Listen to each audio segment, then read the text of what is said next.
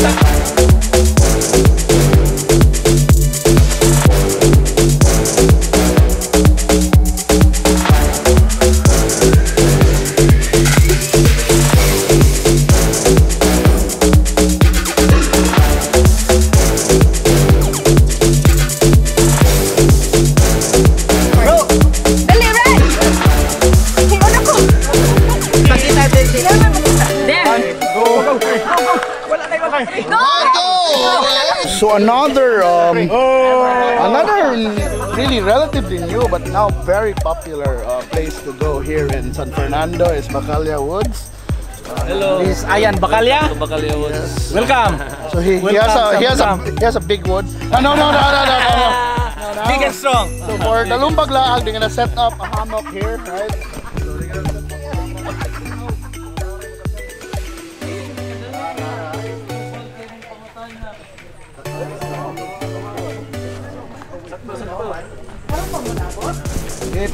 It's okay. Oh.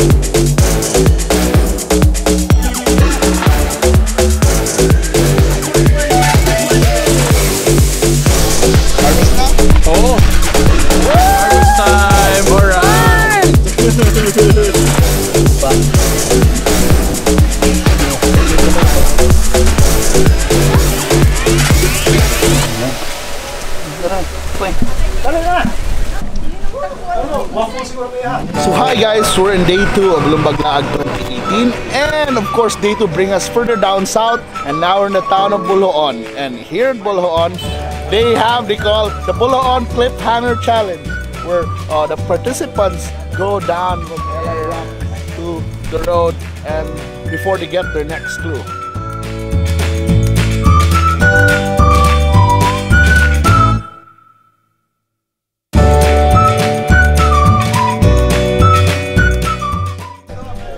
Okay kayo.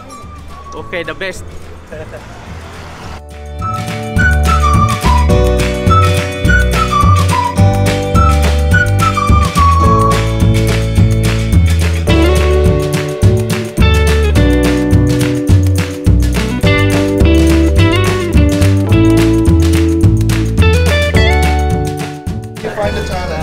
Actually, it was really good and sakit sa ilong.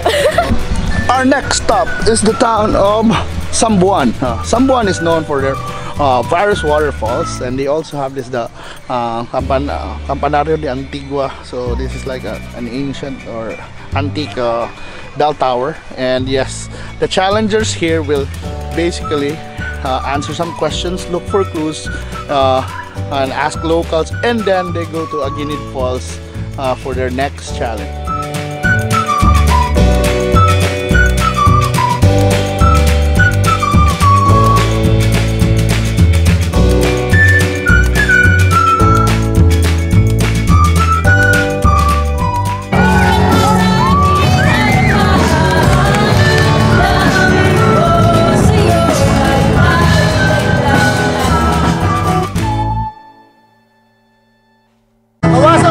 Hawasan Falls and Aguinid Falls.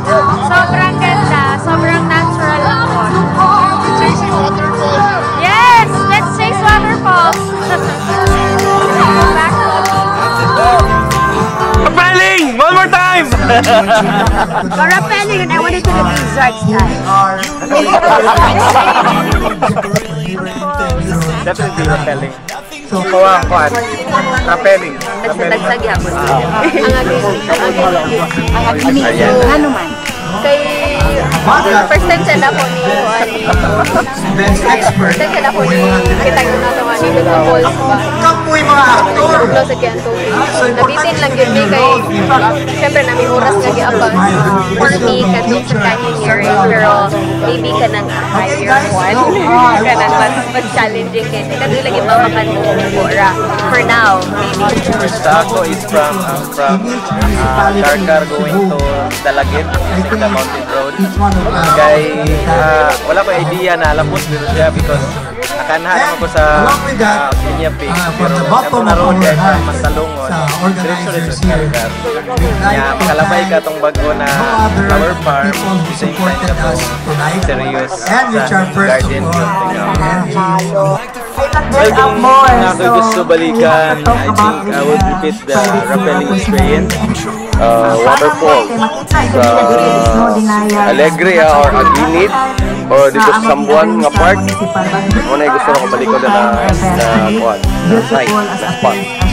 Pag-Lia experience in Argao, gusto ganahan kong mabalik ko, makatun ko, hopefully kamakuha ko itong experience. And Argao, the best. Meron ako balikan historical places.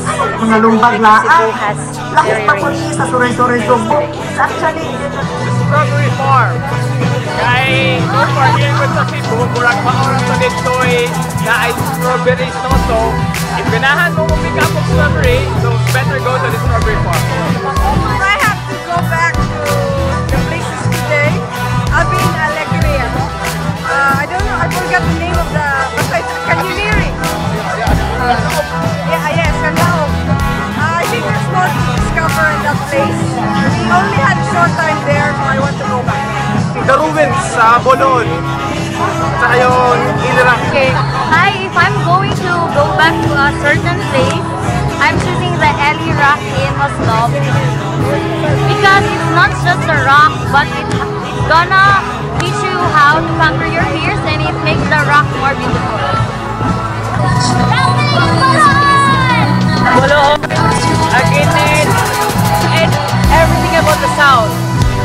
Then, so Bolon, then Maslov, then Aguinid, and Philippines. Nice and cool. Rappel. Challenging kayo. Rappel, because it's my first time to do it. Rappelling, ano siya yung pinaka-exciting? Rappel. That's everything.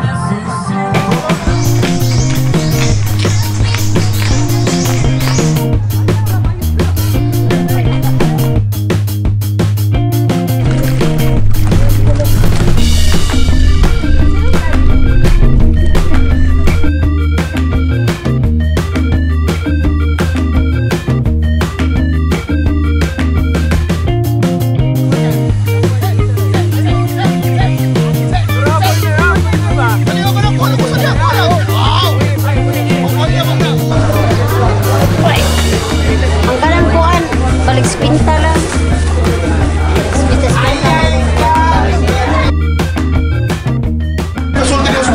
Fighting lang niya. Buwangan pa. Para pa dito. Sige, pumasok.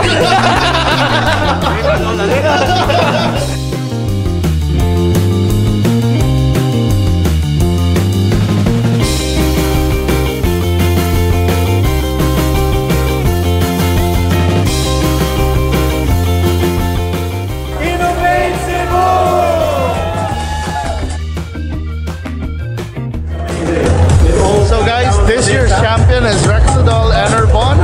They ran away with, I think they have over a 1 hour lead from the second place, which was the Big Brothers. Then the third place is Anasal Packaging Corporation, which is just 5 minutes behind the second placer. Yeah, and congratulations to all who joined and finished the race, and I'm pretty sure next year will be a bigger one. So I hope to see you in the next episode or next edition of the Lumbag Laag sa Subo.